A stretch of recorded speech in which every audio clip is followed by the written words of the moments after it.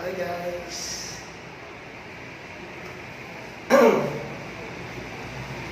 Gandang gabi sa inyo guys. Sana narinig niyo ako, no? Sana narinig niyo ako.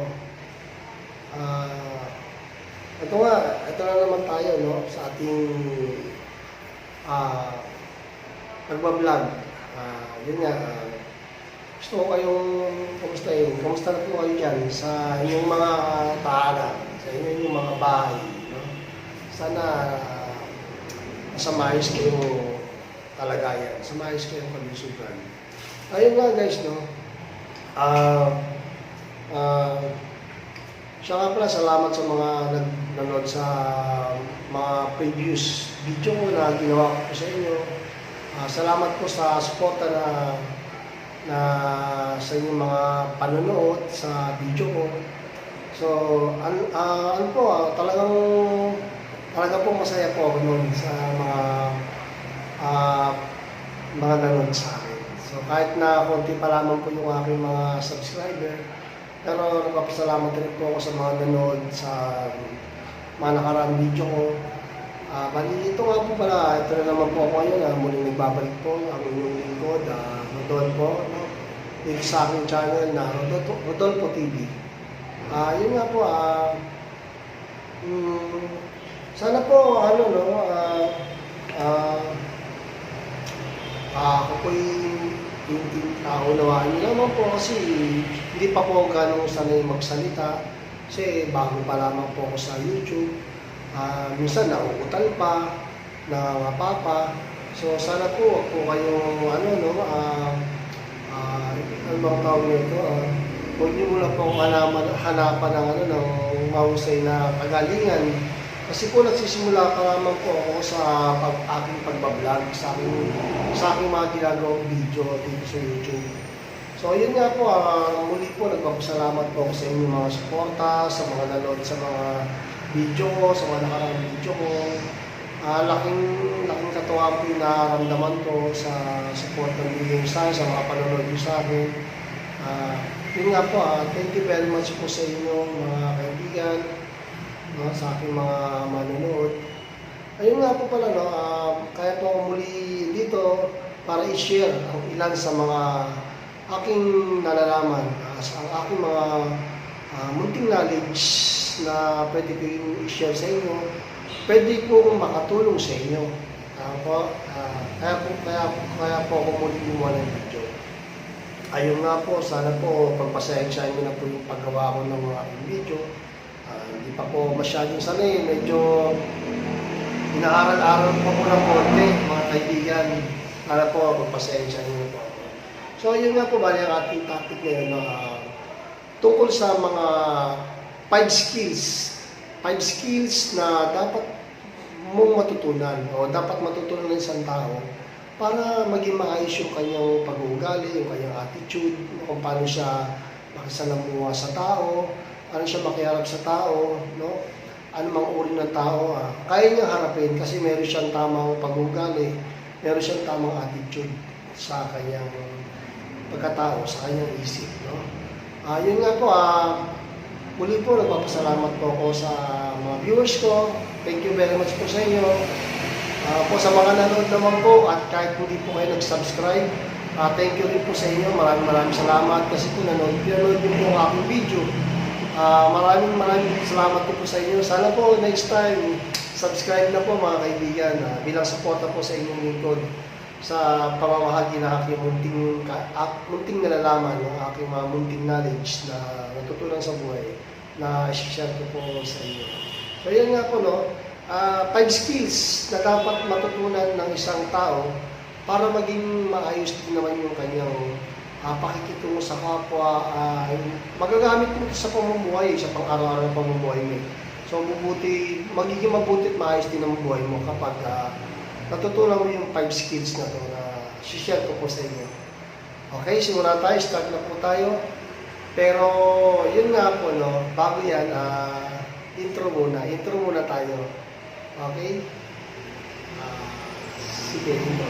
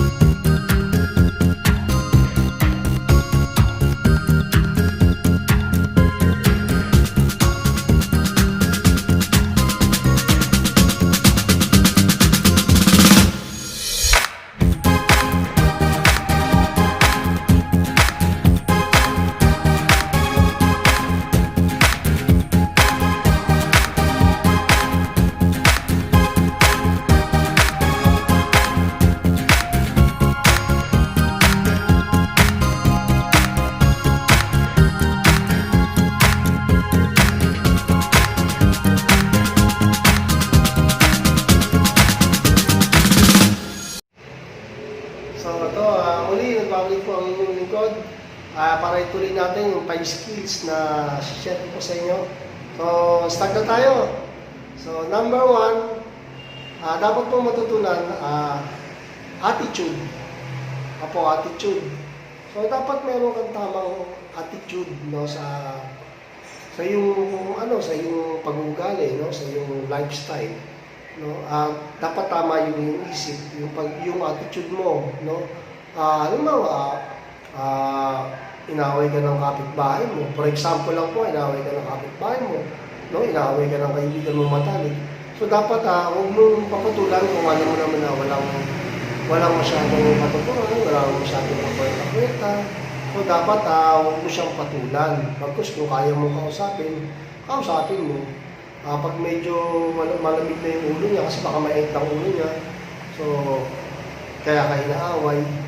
So, kailangan hayaan mo lang, huwag mong papatulan. Kahit sino pa yan, kahit kapitbahay mo yan, no, kahit na karelasyon mo yan, o kadugo mo yan, huwag mo siyang papatulan. So, yun yung isa sa mga sample mo, for example, ng isang tao na may tamang attitude, no? So, ayun, may tama ka mag-isip, hindi ka masyadong parang mainit ng ulo. So, yun yung mga part ng good attitude ng isang tao. Ano pa? Kahit saan larangan naman, kailangan para maging successful ka sa buhay, maging matagumpay ka. Yun nga, kailangan tama yung yung attitude mo. No, nag-a-apply ka sa isang kumpanya, no? O kung saan man yan. So, dapat yung pag tinatanong ka ng boss, pag ini-interview ka ng boss mo, so dapat tama yung sagot mo. Tama yung may sense of humor yung mga sagot mo, yung mga sinasabi mo, no? Yung mga sample na attitude, no? Kahit yung mga sikat na artista, pansinin niyo po yung mga sikat na artista. Bakit baka sikat na sila, hindi ko naman nilalata, pero baka sikat na sila. Pero bakit bumagsak sila? Bakit sila ang yaman-yaman na nila, no? Sikat na sila, tagumpay na sila sa buhay. Nabili na nga nila yung mga pangarap nila, no? Bahay, lupa, magagalang sakyan. Pero bakit bigla silang bumulusok pababa? No? Bigla silang parang hindi nanggaling sa pagyaman, parang hindi nanggaling doon, parang hindi nakaranas doon. Bakit sila bumagsak ng gano'n? Kasi nga mali yung kanilang pag-iisip, sablay yung kanilang attitude. Bilang mga kaibigan, tayo nga, di ba? Nangangarap tayo magkaroon ng ganitong bagay, magarang bahay, magandang kotse, no? Maraming savings sa bangko para may magagamit in the future. Tayo nga nangangarap, tayo nga gusto nga natin ng ganun. Pero sila, no, mga sikat na kilalang tao, no? Bakit bumagsak pa? Bakit naghihirap sila? Bakit sila naghihirap? Siyempre, nagsisisi yun. Nagsisisi sa ginawa nila yun. Tama? Kasi nga po, mali yung kanilang attitude. Wala silang good attitude. No? Siyempre, iniisip na marami silang pera. No? Lahat nabibili nila. May mga susunod pang project. Yun ang mga iniisip nila. Iniisip nila, ay, wala pong katapusan. May paparting pa naman ang project. May kasunod pang project. Hindi ako pabayaan ni Direk. No? Hindi ako pabayaan ng mga katrabaho ko, ng mga producer, hindi ako pabayaan. Pero katulad nga ngayon, nangyari yung ganito, karoon tayo ng pandemya, di ba? Tsaka yun nga, mali-mali yung kanilang mga naging desisyon, yung kanilang mga iniisip o naisip. So, mali-mali. Kaya dahil mali yung kanilang isip, mali yung paggamit ng isip nila, mali na rin yung desisyon sa buhay. Kaya yun ang nangyari sa kanila. No, sumikat na sila, mayaman na sila, nakuha na nila ang gusto nila sa buhay, pero bumagsak. Tama? Kasi nga, mali yung kanilang attitude sa buhay. So wala silang hindi nila masyadong naaral yung tamang attitude sa buhay. Ilan lang yung sa mga sample ilan lang yung sa mga sample. Ayoko lang bumanggit ng pangalan no, sino mga artista kasi kilala niyo naman po kung sino yung mga dating mayayaman na naghihirap ngayon na naghihirap ngayon Bakit? Kasi nga mali yung kanilang attitude, sablay yung kanilang attitude. So yun, number one natin yung attitude talaga. Kasi mahalaga yun Importante kasi talaga yan, yung attitude. Kahit saan kapag mali yung attitude mo, marami kang makakaaway, marami kang makakasama loob, marami kang makakagalitan, mali-mali yung mga magiging desisyon sa buhay. Kasi nga, mali yung attitude mo, mali yung attitude ng isang tao. So, dapat itama natin yun, itama natin. Ibig sabihin, for example, kung ito, isang tao na nahihirapan mo sa buhay, no? Huwag tayo puro reklamo, huwag tayo puro sisi sa Diyos. Tama? Maling attitude po yun. Dapat yung attitude natin, no? Thank you Lord, nakakain pa ako ng maayos. Kahit na naghihirap ako, kahit na ganito lang yung buhay ko Lord, nakakain pa ako ng maayos. Thank you Lord, salamat po siya. Dapat ganun. Dapat nagpapasalamat tayo sa Diyos. Ano man yung naranasan natin sa buhay, ano man yung pinagdadaanan natin sa buhay, dapat maging thankful tayo. Imagine mo, di ba? Magreklamo ka, timid, maglalakad ka kasi wala kang sasakyan, wala kang kotse. Hindi mo alam, hindi mo naisip. Minsan healthy pa yung naglalakad ka kasi na-exercise ka na, mabawasan yung taba mo. Di ba? Minsan okay yung gano'n kasi lagi kang, minsan may kotse ka, lagi ka nakasakay, hindi ka na-exercise. Ano lang yun kaibigan, samples lang yun, mga sample lang yun. Diba? Ibis na tuyo ulam mo, magre-reklamo ka kasi bakit tuyo na naman, bakit ganun na naman ulam ko, ito naman ulam ko, lagi na lang ganito. Mali yun, kaya kaibigan, dapat ibis na magreklamo ka, pasalamat ka na lang kay God, maging thankful ka, kasi buti nga ito may kinakain ka pa Iba ka, wala kang kinakain. Wala kang kinakain yung iba. Buti nga ito paano, may tiyo ka pa meron ka pang galunggong may bagong ka pa So maging thankful tayo kay God, dapat maging mapagpasalamat tayo. Yun ang sinasabi kong dapat tama yung attitude mo sa buhay. Huwag ka puro reklamo, huwag ka puro sisi sa ibang tao, dapat maging thankful ka kay God. Diyos talaga unahin mo, maging magpagpasalamat ka, tama? Kasi buti ka nga, may dalawang pa. Iba nga sa wheelchair wala kang pa Tama. Meron nga akong na balitaan siya pala may-ari ng sapatos. Gusto niya suotin yung mga sapatos niya pero hindi niya magawa. At kahit na sa kanyang kumpanya, siya yung may-ari ng paggawa ng sapatos. Pero hindi niya maisuot yung napakagandang sapatos na produkto niya. Bakit? Wala kasi siyang paa Wala siyang paa, guys. Totoo yun, mayroong taong mayaman na siya may-ari ng paggawaan, mga pabrika ng sapatos. Magaganda ng mga sapatos niya. Pero naiingit siya sa mga bumibili ng sapatos niya, mga nakakasuot ng mga magandang sapatos niya, o nakakapagsuot ng sapatos. Kasi siya mismo, ang yaman-yaman niya, siya may-ari, siya may paggawa ng sapatos. Pero may isang pares ng sapatos na maganda, hindi niya maisuot. Pero guys, kita mo naman, hindi siya nanisi ng tao, hindi niya sinisi ang Diyos kung bakit siya mayaman ngayon. Bakit siya pinagpala, kahit na wala siyang paa. Yun ang isa sa mga good example ng tamang attitude, Good attitude. Dapat kahit ganun yung sitwasyon mo, kahit sabihin mahirap ka, mayaman ka, kahit wala kang paa, dapat maging thankful ka. Bakit buhay ka pa Tama, buhay ka pa Iba nga, walang paa, walang braso Tama? Ang liit pa, inborn. Kasi iba, sobra pa nga yung kapansanan Diba? Ano yung mata? sobrang laki ng mata, o tabigin yung mukha, hindi makapagsalita. O, di ba, dapat maging thankful ka sa Diyos na lumikha sa atin, kay God. Kasi nga, kahit na ano pa yung naranasan mo, kahit na ganyan lang pinakain mo, pero, thankful ka pa rin dapat kay God. So, yun yung mga sample na dapat meron tayong good attitude sa sarili natin. Ang mga kung pansinin, kahit na ano sabihin ng ibang tao, dapat huwag mo masyadong dibdibin.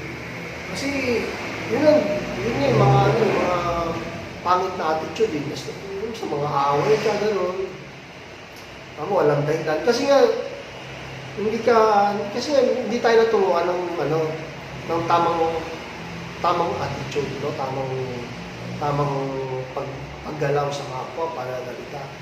So, matututunan niyo yan sa mga sinishare kong video ngayon na ayun nga, dapat tama yung attitude mo, tama yung pag-ugali, tama. Good attitude tawag doon, no? Pasensyoso ka, tama.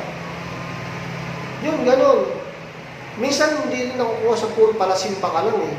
Marami sa mga Katoliko puro palasimba eh. No? Kala mo banal na banal, pero paglabas ng simbahan, ayan, nakikipag-chismisan na, nagmumura na, tama? So hindi nakukuha sa hindi nakukuha sa pagsisimba o ano man.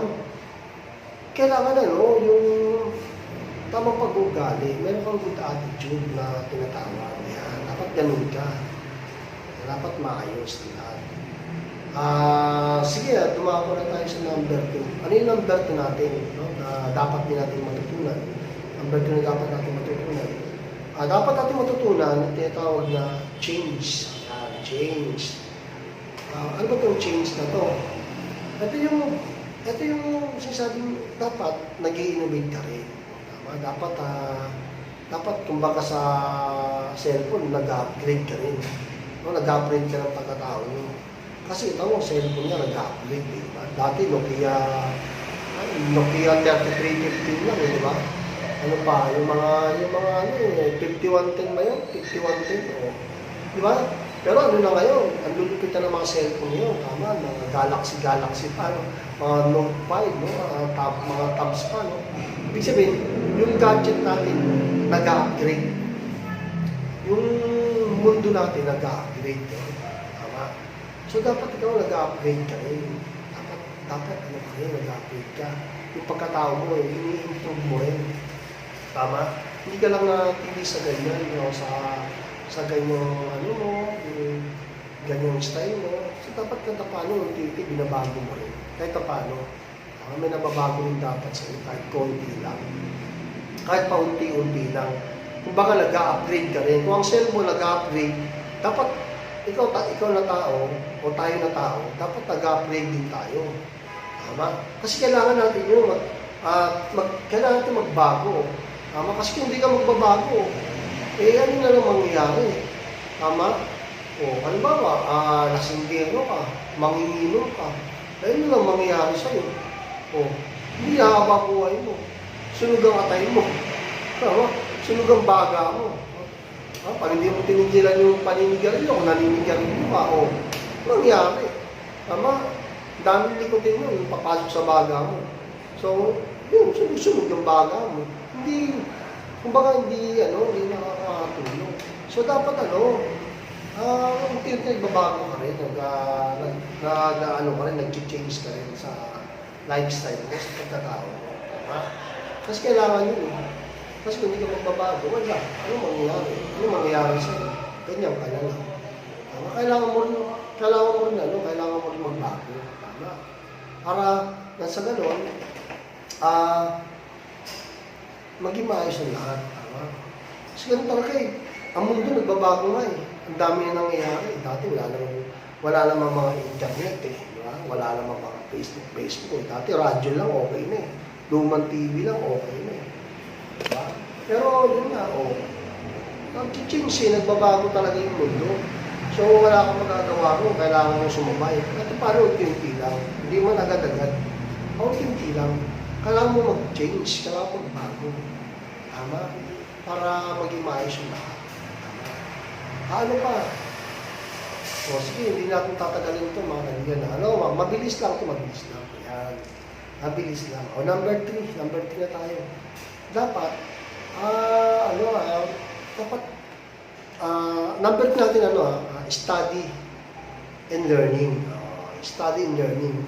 Dapat, yun nga, dapat nag-aaral ka. At paano nag-aaral ka din. No? Umaalam ka ng mga bagay-bagay. Nagsasearch ka. Tama. Handa mo ang tao na buhay. Nabuhay ang tao para mag-aaral. Para matuto rin. Kasi hindi rin pwedeng puro aral lang. Tapos hindi mo ina-apply. Hindi pwedeng gano'n. Kailangan pag nag-aral ka, dapat natututo ka. Dapat natututo ka. Parang ako dati, hindi ko naman ito alam eh. Yung pagbablog na to, yung paggawa ng video, dati hindi ko naman ito alam eh. Wala nga ako idea rito eh. Hindi ko nga akalain na hakantong ako sa yung paggawa ng video, hindi ko nga akalain na hakantong ako rito eh. Yung mag-vlog ng ganito, dati hindi ko ito alam eh. Pero dahil sa nakikita ko, sabi ko, nagbabago yung mundo ah. Ang daming pangyayari na iiba. So, kailangan kong magbago, kailangan kong mag-aaral para mag-improve ako kahit paunti-unti lang. Para matuto ako sa buhay at kung ano man dapat kumalaman dito sa mundong to. Kasi guys, buhay pa tayo. Kaya ang tao talaga kung bakit nabuhay, para mag-aaral, para matuto. Tama, mag-aaral, matuto. Kailangan yun. Kasi pag hindi ka nag-aaral, anong alam mo? Magiging mangmang ka.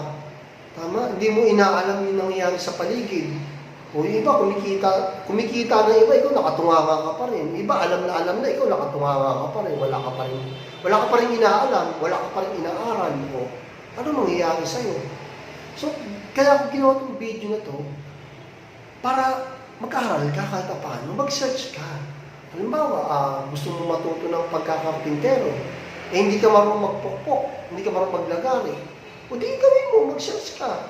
May cellphone ka naman, mag-search ka, paano ba magkarpintero? Ano ba yung mga kailangan ng gamit? Ano ba yung mga bibiling kong gamit? Ano ba yung mga kilos na gagawin ko para maging mahusay akong karpintero? Dapat ganun ka. Di ba? Alam ba, for example pa, gusto kong maging magaling na electrician. Ano ba gagawin ko para matupad yung pangarap ko na maging isang mahusay na electrician? Kasi gusto ko mag-abroad at mag-a-apply ako bilang electrician. Paano ba ako magiging magaling na electrician? Mag-search ka. Tapos aralin mo yung mga ginagawa ng electrician. Ano yung mga kilos ng electrician? Ano yung mga gamit ng electrician? Tama. Yun.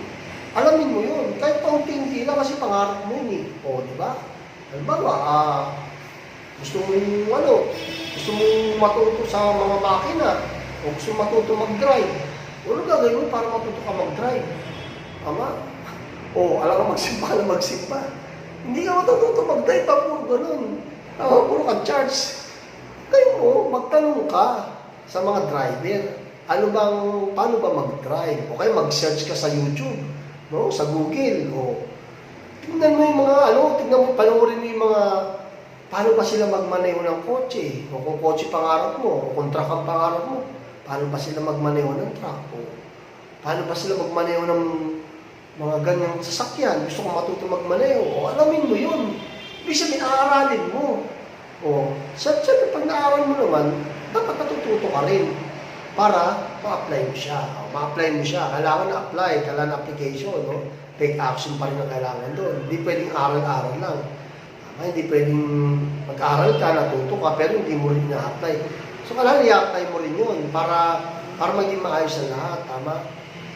Para matupad yung pangarap mo na. Kung ano mga gusto mong pangarap, o gusto mong maging bombero, maging pulis, maging abogado, maging isang magaling ka na lawyer, maging isang magaling ka na engineer. Ano ba yung mga ginagawa ng engineer? I-search mo yun, alamin mo yun. Tama, paano, kung gusto maging mahusay na, na networker, paano ba maging networker? Alamin mo rin yun. Tama, mag-search ka. Kailangan nag-aaral ka. Ako nga nag-aaral eh. Hindi nga ako marunong mag-edit-edit eh. O, hindi pa ako magaling sa pag-i-edit. Hanggang ngayon, nag-aaral pa ako ng edit. O, pero kahit paano, makikita niyo sa intro ko, tsaka sa outro ko, medyo maganda-ganda na yung aking intro, no? Yung aking welcome to my channel. Tsaka yung hanggang sa pinaka-outro na aking video, medyo maganda-ganda na. Kasi, inaaral ko rin. Kahit paano, kahit paunti-unti, inaaral ko rin siya. Hindi nga ako matalino eh. Matalinaw lang ako eh. Hindi nga ako matalino eh. Medyo hirap nga ako matuto sa mga bagay-bagay. Pero, inaaral ko siya kahit paunti-unti. Pag-edit na yan, kahit paunti-unti lang. Inaaral ko siya. Itong pagbablog, inaaral ko din. Kahit paano, bago ako umarap sa inyo. Di ba? Nakakayarin mo, naghaharap ka, di ba? Kasi hindi mo pa alam, kinakabahan ka pa. Ganun talaga sa umpisa. No? Kakabahan ka, matatakot ka, parang babae lang din niya. Di ba? Nag-girlfriend ka, hindi mo alam, isang mahali ka. First kiss mo, kinakabahan ka lang, takot ka sa first kiss mo, di ba? Ninervous ka pa, hindi mo alam kung saan ipapaling bibig mo, dila mo, gagalaw mo, hindi mo alam paano makakalikan eh. Para ka ng ewan eh. Kasi nga, first time, hindi mo pa alam. So, yun nga, kailangan aralin mo siya. Diba? Matuto ka, tama. Kahit siyang bagay. Diba? Ganun gagawin mo eh. Diba? Kailangan mo mag-aral. At kailangan mo rin matuto. Diba? So, ilan lang yun sa mga sample, no? Ilan lang yun sa mga sample. So, yun nga. Number 4 na tayo. Number 4 na. Ano yung number 4 natin? Hard work. Number 4 natin, hard work. Yan. Dapat masipag ka, matyaga ka. Kasi bawal tamad ngayon. Hindi ka na pwedeng tatamad-tamad ngayon. Matyaga ka, masipag ka. Kung yung mga gusto mo ma-achieve sa buhay. Tama? Kailangan samahan mo yun ng hard work. Tama?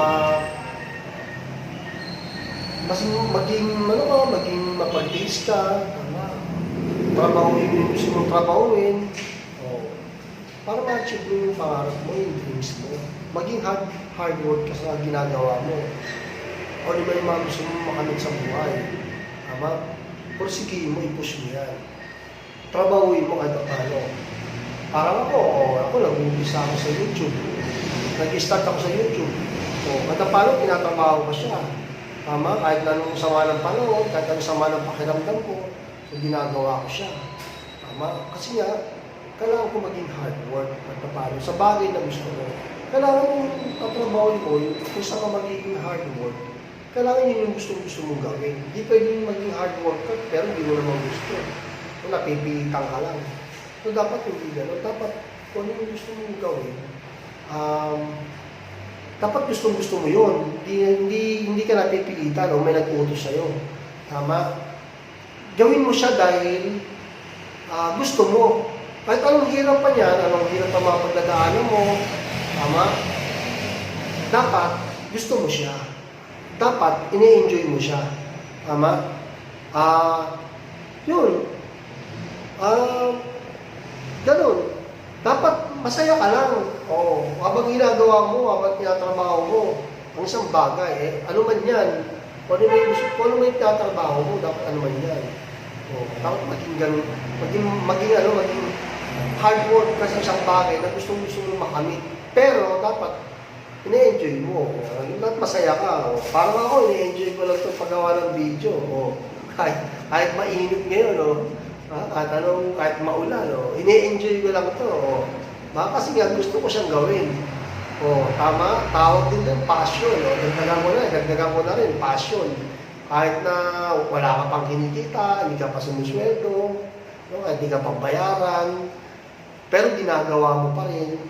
Kasi nga, gusto mo siyang gawin. May passion ka. Hardworking ka. Ganun. Kahit saan. Alam mo yan, ma'am, sir, di ba? Bawal tamad. Kasi nasa Biblia yan, ang tamad, hindi pinapakain. Nasa Bible yan. Hindi ko lang anong version, pero nasa Bible yan. Nabasa ko na rin yan. Tama? Ayaw din ng Diyos na natatamad-tamad tayo. Galit din ng Diyos pag tamad ka. Tama? Kung naalala niyo yun sa Biblia, yung tatlong alipin, binigyan ng puhunan, no? Yung dalawa lang doon nagtiyaga, paikli ko na lang kwento. Yung dalawa lang doon nagsipag at naging hardworking. O yung isa tamad, binaon yung pera o yung puhunan na binigyan ni Kristo. Binaon sa lupa. O, pagbalik ng Panginoon nila, o si Jesus Christ, dalawa lang ang nabigyan ng award o kinasiya ng Panginoon Jesus. O, yung isa, wala na. O, binawian pa. O, kasi nga yung pera, natakot daw siya kay Jesus. So, binaon niya rin sa lupa. Natakot pala siya, dapat nagsikap siya, nagtiyaga siya. O, diba? Para pagbalik ng Panginoon Jesus, o di tatlo sila, o kasama siya rin sa mabibigyan ng ganding para ng Panginoon. Kaya ayaw din ng Panginoon yung tamad. Galit din siya sa tamad. Wala kang ginagawa. No? Ito yung tawag na batugan daw yun. Sorry sa mga masasaktan. Pero yung kasi totoo ayaw ng Diyos na tamad tayo. Dapat nagsisipag din tayo sa abot ng ating makakaya at magagawa. Tama?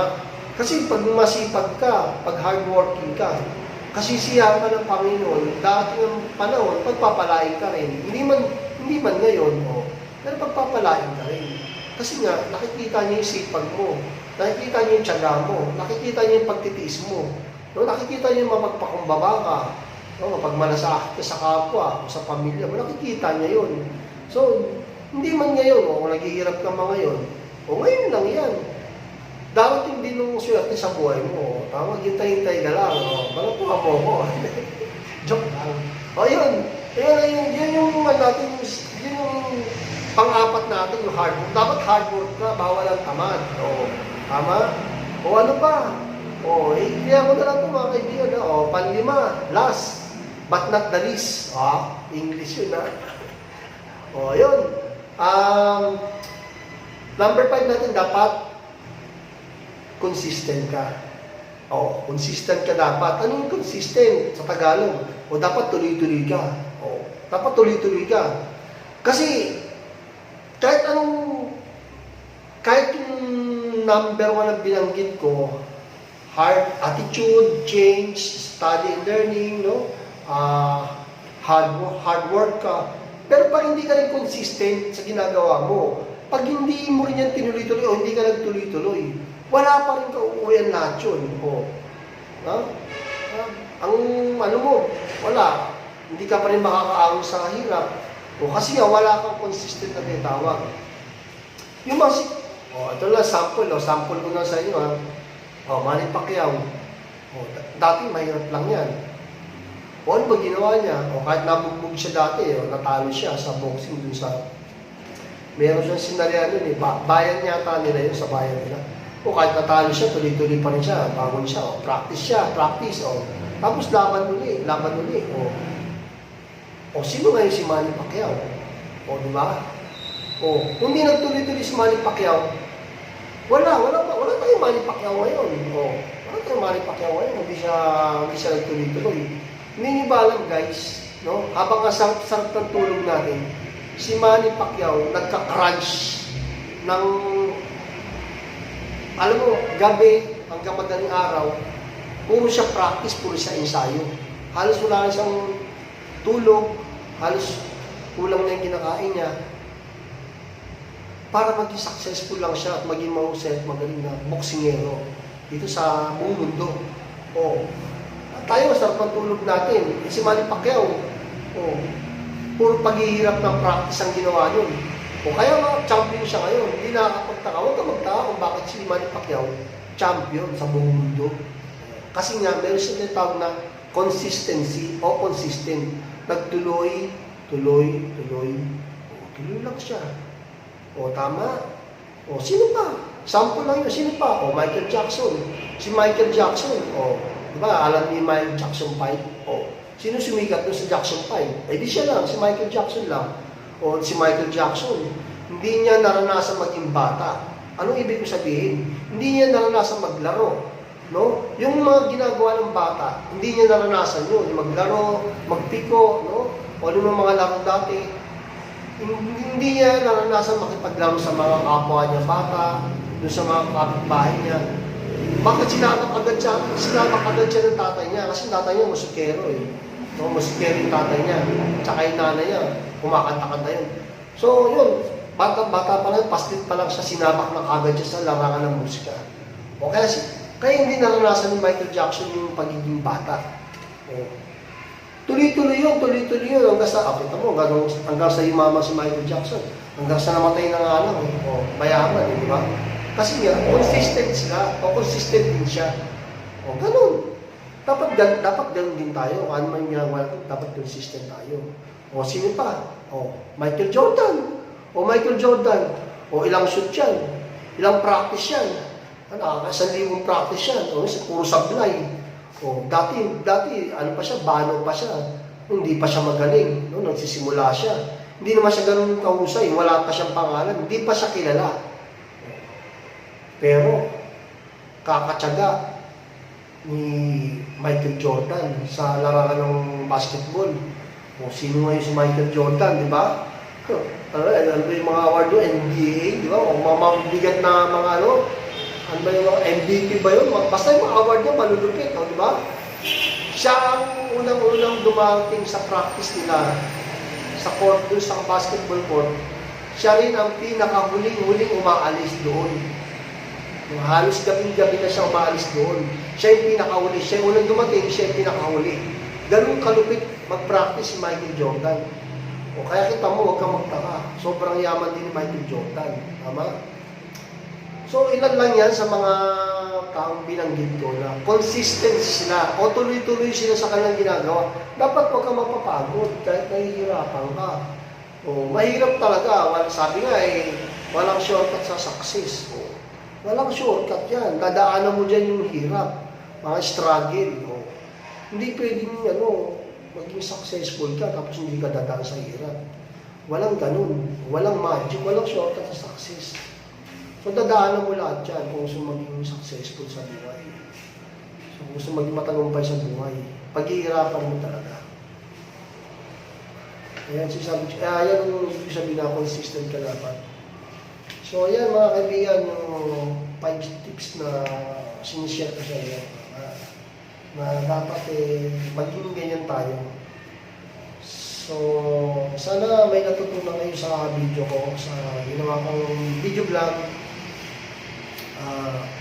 Sana may apply nyo sa buhay nyo o magamit nyo siya para maging maayos na kayo dito.